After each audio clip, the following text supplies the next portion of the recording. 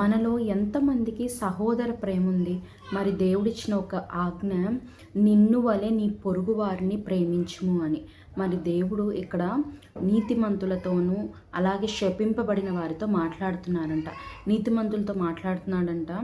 నేను ఆకలిగా ఉన్నప్పుడు మీరు నాకు ఆహారం ఇచ్చారు, దప్పికొంటే మీరు నాకు దాహం తీర్చారు, నాకు బట్టలు లేనప్పుడు మీరు బట్టలు ఇచ్చారు, రోగిగా ఉన్నప్పుడు లేదా చెరసాల్లో ఉన్నప్పుడు నన్ను చూడవచ్చారని నీతిమంతులతో ఆయన మాట్లాడుతున్నారంట. నీతిమంతులతో మాట్లాడుతూ మీరు ఆశీర్వదింపబడిన వారు అని ఆయన చెప్తున్నారంట.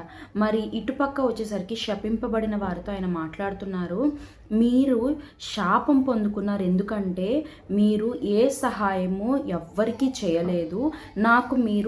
నాకు ఆకలిగా ఉంటే మీరు నాకు ఆహారం ఇవ్వలేదు, మీరు దాహంగా ఉంటే దాహం ఇవ్వలేదు, పరదేశిగా ఉన్నప్పుడు మీరు నన్ను చేర్చుకోలేదు, మీరు నన్ను చూడరాలేదు, కాబట్టి మీరు శపింపబడిన వారు అని దేవుడు మాట్లాడుతూ ఉన్నారంట.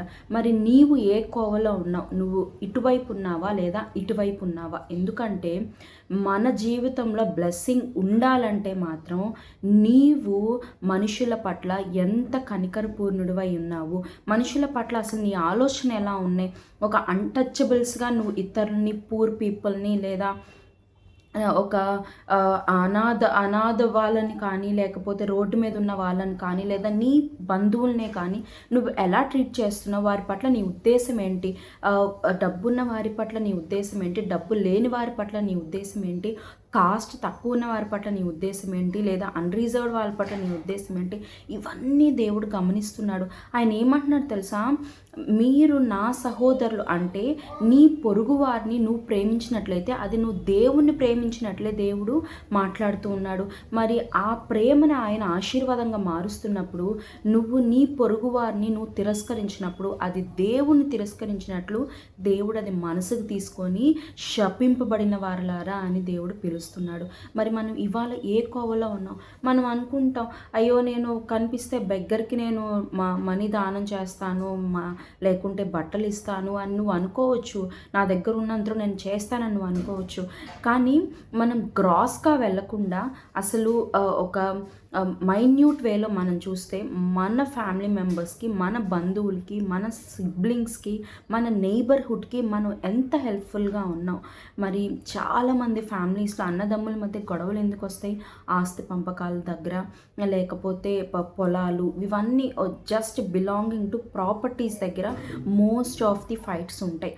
మరి నువ్వు ఆస్తుల దగ్గరే గొడవ పెట్టుకుంటున్నావు. మరి దేవుడు అంటున్నాడు, నా ఆకలి నువ్వు తీర్చలేదు అని దేవుడు మాట్లాడుతున్నాడు. అంటే ఏంటంటే నీ సహోదరుడు లేదా నీ బంధుమిత్రులు వారు లేమిలో ఉంటే నువ్వెంతవరకు వాళ్ళకు ఉపయోగపడుతున్నావు? నీ ఆస్తులు కూడబెట్టుకొని నువ్వు దాన్ని ఎవ్వరికి ఉపయోగం లేకుండా దాన్ని జమ చేసుకున్నావే కానీ నీ పొరుగువారు, నీ బంధుమిత్రులు ఒక అప్పుల బాధలతోనో లేకపోతే ఒక వ్యసనంతోనో వారు ఒక అట్టడిగిపోయిన పరిస్థితిలో ఉన్నప్పుడు నీ చూపు వారి వైపు ఎలా ఉంది? వారు నువ్వు ప్రేమించగలుగుతున్నావా? నువ్వు చేయగలిగిన సహాయం నువ్వు చేయగలుగుతున్నావా?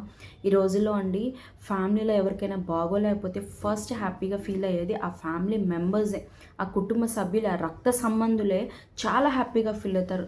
అమ్మయ్య మంచి జరిగింది, వీళ్ళకి ఏదో సాధిద్దామని వీరు జీవితంలో ముందుకెళ్తున్నారు, బాగా దెబ్బ తగిలిందని వారు చాలా హ్యాపీగా ఫీల్ అవుతారు. కానీ దేవుడు ఏమంటున్నాడంటే నీ సహోదరులు రోగంలో ఉన్నప్పుడు లేదా చెరసాల్లో ఉన్నప్పుడు నువ్వు చూడడానికి వెళ్ళావా? వారిని పరామర్శించావా అని దేవుడు మాట్లాడుతున్నాడు.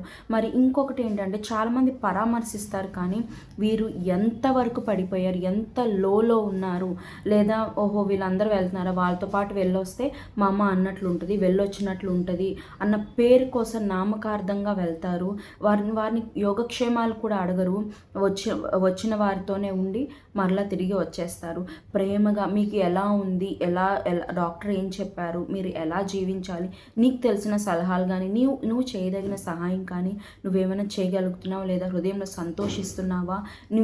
నీ వారు ఎదుగుతుంటే నువ్వు వ్యసన పడుతున్నావా? నువ్వు గుర్తుపెట్టుకో, నీ వారు ఎదుగుతున్నప్పుడు నువ్వు వ్యసన పడితే అది దేవుని పట్ల నువ్వు వ్యసన పడుతున్నావు.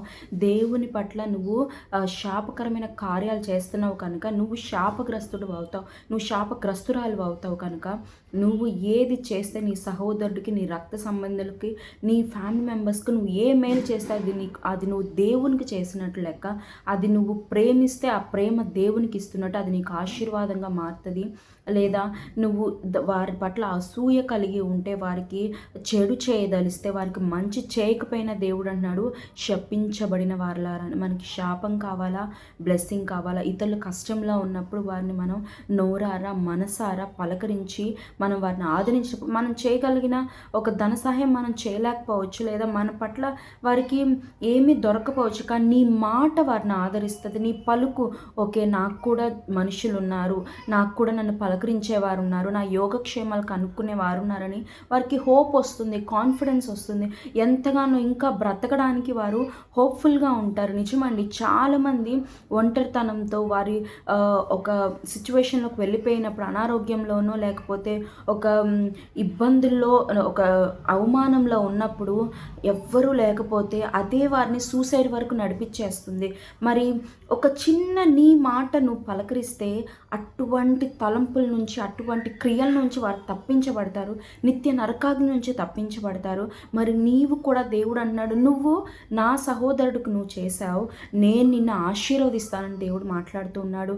మరి ఆశీర్వాదానికి మనము కారకులుగా ఉందామా?